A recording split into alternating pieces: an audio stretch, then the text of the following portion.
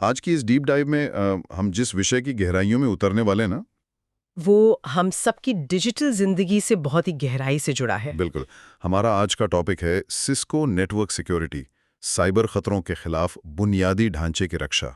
और आज का हमारा मिशन भी बहुत साफ है। हाँ, मतलब हमें ये समझना है कि आज की इस पूरी तरह से इंटरकनेक्टेड दुनिया में नेटवर्क सिक्योरिटी के असली मायने क्या हैं। जहां हर डिवाइस दूसरे डिवाइस से बात कर रहा है। एग्जैक्टली और साथ ही हम ये भी देखेंगे कि सिस्को जैसे नेटवर्किंग जायंट के टूल्स आखिर आखिर काम कैसे करते हैं किसी भी डिजिटल इंफ्रास्ट्रक्चर को बचाने के लिए। और मैं समझती हूँ कि ये समझना अब कोई चॉइस नहीं रह गई है, ये एक जरूरत है। हाँ, क्योंकि अगर हम एक कदम पीछे हटकर देखें तो नेटवर्क सिक्योरिटी सिर्फ आईटी डिपार्टमेंट के सर्वर रूम में चलने वाली कुछ नीतियां नहीं है, या कोई बोरिंग से नियम नहीं है। रहे बस वही सिक्योरिटी है जो कि सच नहीं है। बिल्कुल।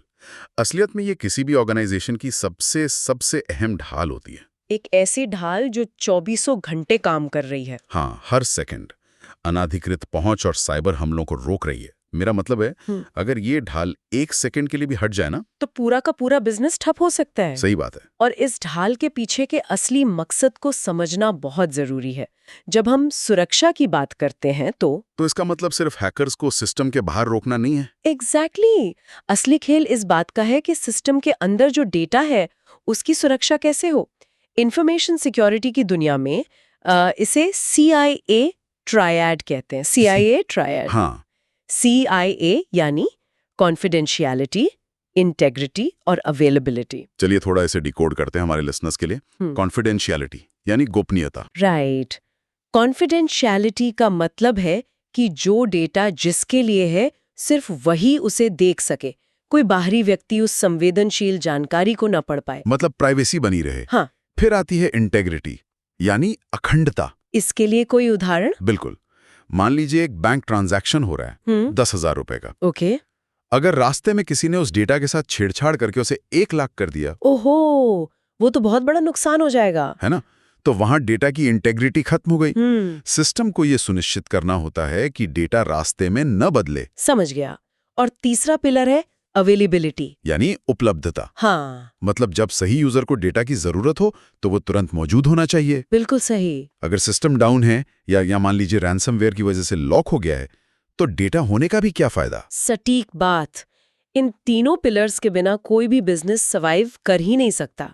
अगर आप डेटा को सुरक्षित नहीं रखते तो भारी जुर्माना लग सकता है। तो अब इस कहानी को ना एक हैकर के नजरिए से देखते हैं। चलिए। मान लेते हैं कि एक हैकर किसी कंपनी के नेटवर्क में घुसने की कोशिश कर रहा है। ओके। उसे सबसे पहले किस चीज का सामना करना पड़ेगा, मतलब इस पूरी रक्षा प्रणाली की पहली लाइन ऑफ डिफेंस क्या है। सबसे पहले उसका सामना होगा फायरवॉल से। सिस्को के कॉन्टेक्स्ट में बात करें तो उनका अडैप्टिव सिक्योरिटी अप्लायंस, या जिसे ASA फायरवॉल कहते हैं। ASA फायरवॉल, इसको समझने के लिए ना एक इमेजिनेशन का इस्तेमाल करते हैं। हाँ, बताइए। मान लीजिए नेटवर्क एक बहुत बड़ी और सुरक्षित इमारत है। तो फायरवॉल उस इमारत के मुख्य द्वार पे खड़ा एक बेहद सख्त सिक्योरिटी गार्ड है। बहुत बढ़िया एनालॉजी है। ये गार्ड इमारत के अंदर आने वाले और बाहर जाने वाले हर एक व्यक्ति, यानी नेटवर्क की दुनिया में हर एक डेटा पैकेट की चेकिंग करता है। और मैं बता दूं कि ये चेकिंग बहुत ही बारीकी से होती है। अच्छा। हाँ, वो गार्ड देखता है कि कौन सा डेटा अंदर आना चाह रहा है, वो कहाँ से आ रहा है, उसका डेस्टिनेशन क्या है। और सबसे जरूरी बात, क्या उसके पास अंदर आने का पास या परमिशन है। बिल्कुल। अगर उस गार्ड को जरा सी भी संदिग्ध गतिविधि दिखती है या कोई ऐसा पैकेट दिखता है जो तय किए गए नियमों को तोड़ रहा है, तो वो उसे गेट पर ही रोक देता है, तुरंत ब्लॉक कर देता है। ये अनधिकृत पहुंच को रोकने का बहुत ही सीधा और असरदार तरीका है। लेकिन यहाँ एक सवाल उठता है मेरे दिमाग में। क्या? अगर ये गार्ड इतना ही सख्त है तो फिर हर रोज दुनिया भर में बड़ी बड़ी कंपनियों के सर्वर हैक कैसे हो जाते हैं? न्यूज में तो रोज ही आता है। ये एक बहुत ही वैलिड पॉइंट उठाया है आपने। क्या हो अगर कोई हैकर एक फर्जी ID कार्ड बना ले और उस गार्ड को चकमा देकर इमारत के अंदर घुस जाए। गार्ड ने तो सिर्फ पास देखा और उसे अंदर जाने दिया। और यहीं पर गेम बदलता है, क्योंकि सिर्फ गेट पर एक गार्ड का होना काफी नहीं है। तो फिर क्या चाहिए? यही एंट्री होती है इंट्रूजन प्रिवेंशन सिस्टम्स यानी IPS की। IPS? हाँ, IPS फायरवॉल के साथ मिलकर काम करता है, लेकिन इसके काम करने का तरीका बिल्कुल अलग होता है। तो अगर फायरवॉल गेट का गार्ड है तो आईपीएस को हम क्या मान सकते हैं इस इमारत में? आईपीएस को आप उस इमारत के अंदर लगातार गश्त लगाने वाला एक बेहद सतर्क अंडरकवर डिटेक्टिव मान सकते हैं। Undercover detective? नाइस। ये गेट पर खड़ा नहीं है, ये हॉलवेज में घूम रहा है। ये सिर्फ आईडी कार्ड नहीं देखता। तो ये क्या देखता है? ये अंदर आने वाले लोगों के व्यवहार यानी बिहेवियर को मॉनिटर करता है। मतलब डेटा नेटवर्क के अंदर आने के बाद क्या कर रहा है इस पर नजर रखना। एग्जैक्टली। मान लीजिए एक एम्प्लॉय रोज सुबह 9 बजे लॉगिन करता है और कुछ वर्ड डॉक्यूमेंट्स एक्सेस करता है, जो कि एक नॉर्मल रूटीन है। हाँ, फायरवॉल ने उसे अंदर आने दिया, लेकिन आज अचानक रात के 3 बजे वो एम्प्लॉय नेटवर्क में घुसकर 50 GB कस्टमर डेटा डाउनलोड करने की कोशिश कर रहा है। ओह, ये तो सस्पिशियस है। फायरवॉल के लिए वो एक वैध यूजर है, लेकिन आईपीएस तुरंत समझ जाएगा कि ये बिहेवियर सामान्य नहीं है। कमाल है।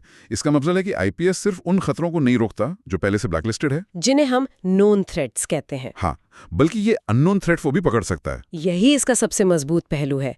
इसे ह्यूरिस्टिक एनालिसिस कहते हैं। Heuristic analysis? हाँ, अगर कोई डेटा पैकेट है यूजर अजीब तरीके से बर्ताव कर रहा है तो आईपीएस इंतजार नहीं करता, वो तुरंत एक्शन लेता है। बिल्कुल, वो प्रोएक्टिव तरीके से तुरंत उस कनेक्शन को ड्रॉप कर देता है या ब्लॉक कर देता है। वाओ। ये ऑटोमेटेड रिस्पॉन्स डेटा ब्रीच के जोखिम को काफी कम कर देता है। ये डिटेक्टिव और गार्ड का कॉम्बिनेशन बहुत सॉलिड लगता है ना? लेकिन ये पूरी इमारत वाली एनालॉजी तब काम आती है जब सारे कर्मचारी एक ही ऑफिस में बैठकर काम कर रहे हों। सही कहा। आज का परिदृश्य तो बिल्कुल बदल चुका है। हाँ, हम वर्क फ्रॉम एनीवेयर के युग में जी रहे हैं। कोई अपने घर के काउच पर बैठा है, कोई एयरपोर्ट के लाउंज में है, कोई किसी कॉफी शॉप के पब्लिक वाईफाई से अपने ऑफिस के नेटवर्क से कनेक्ट हो रहा है। एग्जैक्टली। और जब लोग इस तरह रिमोटली काम करते हैं तो वे इंटरनेट जैसी पब्लिक और असुरक्षित जगह से सेंसिटिव डेटा भेजते हैं। और कॉफी शॉप का वाईफाई तो हैकर्स का पसंदीदा शिकार होता है। बिल्कुल।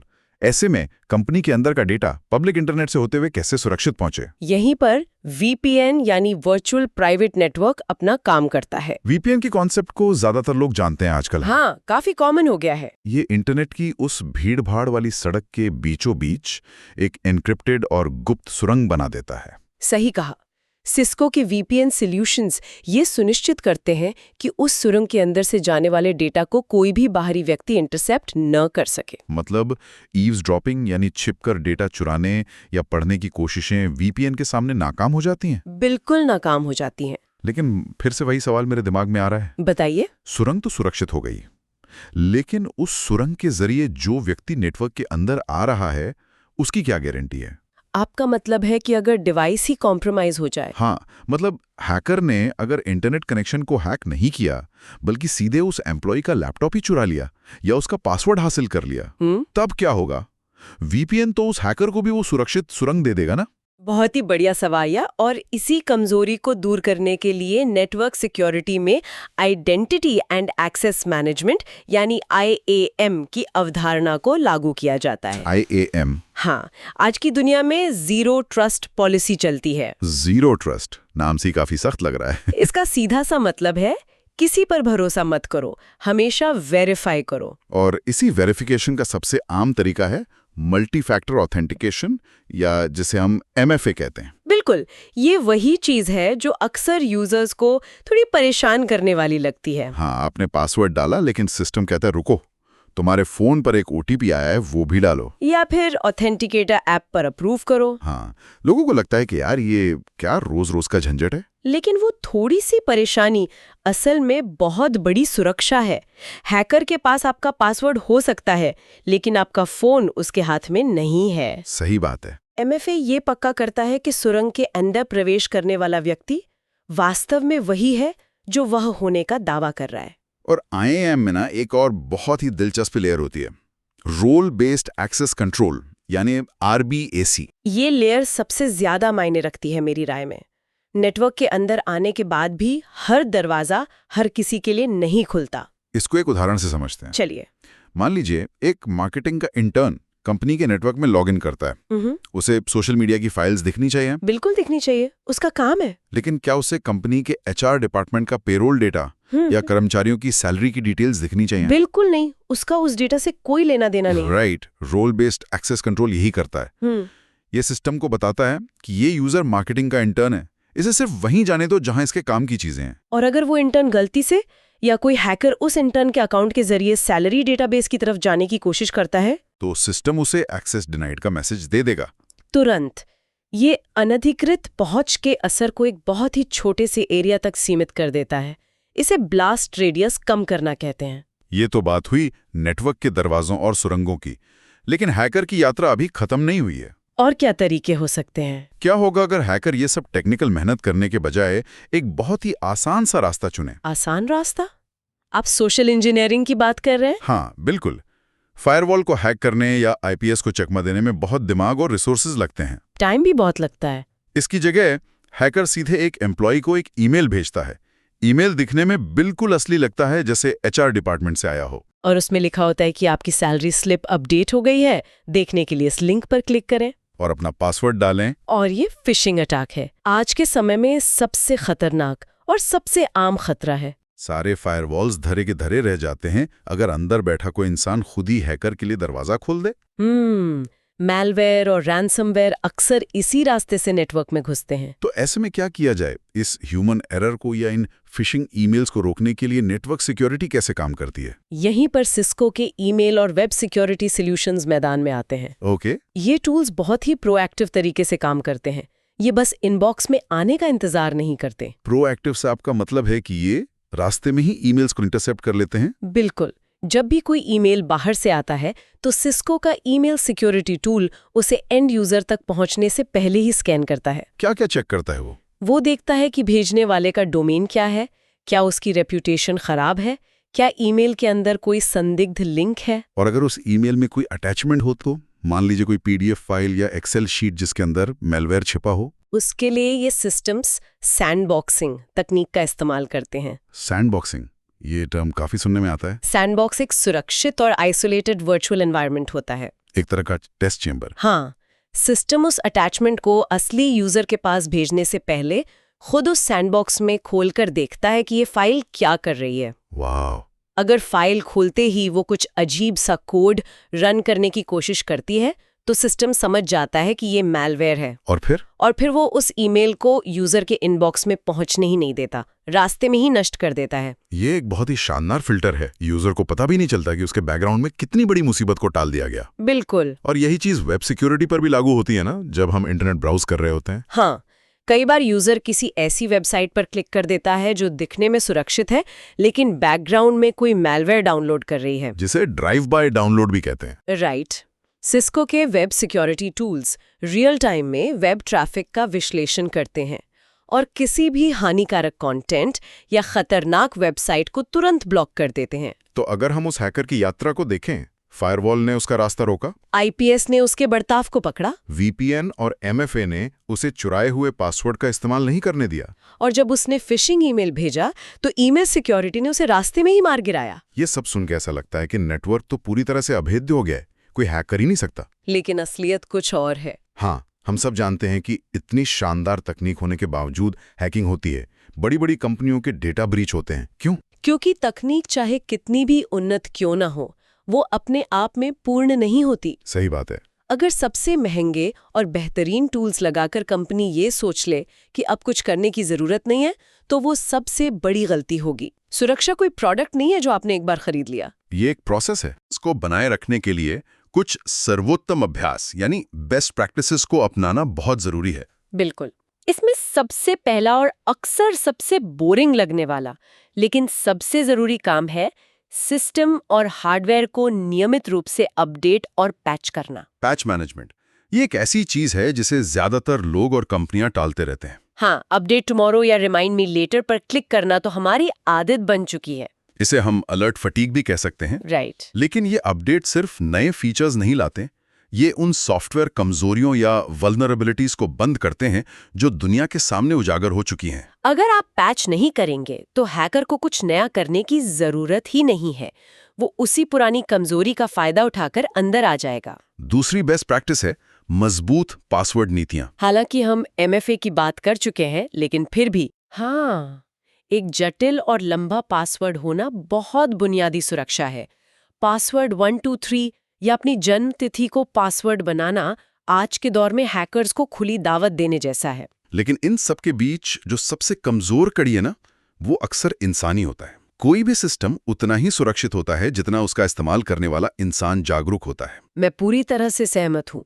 इसी वजह से कर्मचारियों के लिए सिक्योरिटी अवेयरनेस ट्रेनिंग बहुत महत्वपूर्ण हो जाती है। Human firewall. बिल्कुल।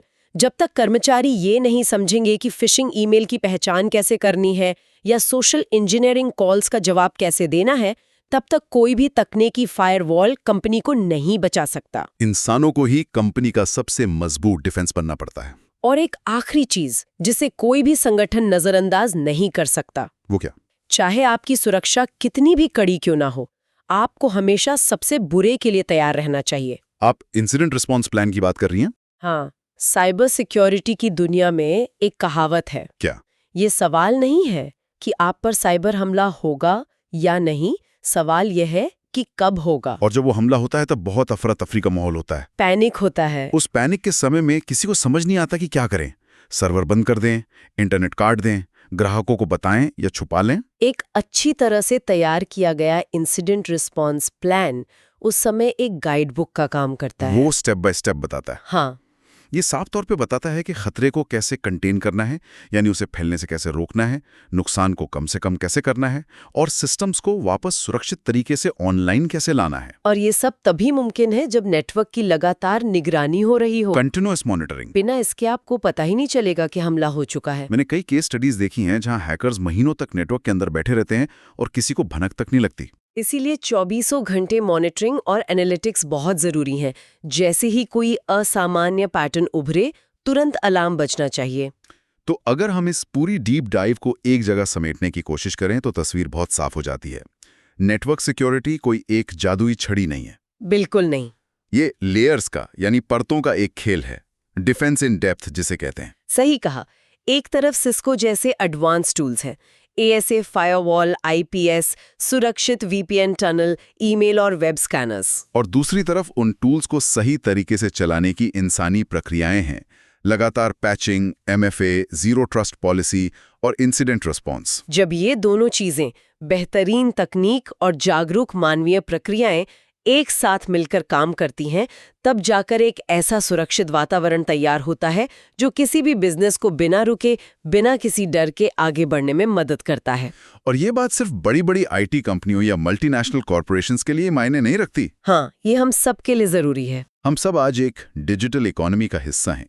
चाहे कोई किसी छोटे स्टार्टअप में काम करता हो या अपने घर के वाईफाई से ऑफिस का काम कर रहा हो। ये जो अदृश्य सुरक्षा चक्र है ना, ये हमारे व्यक्तिगत डेटा, हमारे बैंक डिटेल्स और हमारी प्राइवेसी की रक्षा कर रहा है। इसीलिए इन बुनियादी सिद्धांतों को समझना आज हर एक इंटरनेट यूजर के लिए जरूरी है। मैं आपकी इस बात से पूरी तरह सहमत हूँ। ये बिल्कुल सही है कि जागरूकता ही हमारी सबसे बड़ी ताकत है।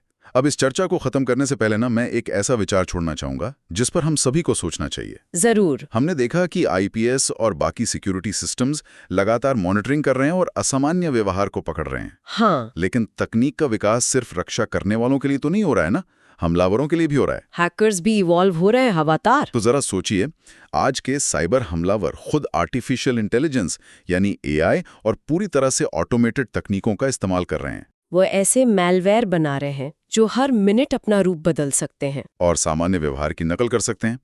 तो जब AI से चलने वाले ये हाई स्पीड और जटिल हमले हमारी मौजूदा सुरक्षा प्रणालियों से टकराएंगे तो क्या होगा? तो क्या हमारे ये परंपरागत IPS और फायरवॉल्स उनकी उस रफ्तार का मुकाबला कर पाएंगे? ये एक बहुत बड़ा सवाल है। या क्या हम एक ऐसे दौर में प्रवेश कर रहे हैं जहां हमें सुरक्षा की पूरी परिभाषा को ही जड़ से बदलकर, इंसानी दखल से पूरी तरह बाहर निकालकर AI बनाम AI की जंग में छोड़ना पड़ेगा? Exactly, AI versus AI। ये सच में एक बहुत ही गंभीर और सोचने पर मजबूर करने वाला सवाल है। आने वाले कुछ साल इस बात को तय करेंगे कि साइबर सिक्योरिटी का भविष्य किस दिशा में जाएगा। बिल्कुल, ये एक ऐसी रेस है जो कभी खत्म नहीं होती। आज की इस गहरी चर्चा में बस इतना ही। मुझे उम्मीद है श्रोताओं को ये डीप डाइव पसंद आई होगी। फिर मिलेंगे किसी नए विषय के साथ किसी नई डीप डाइव में। तब तक सुरक्षित रहें और अपने सिस्टम्स को अपडेट करते रहें।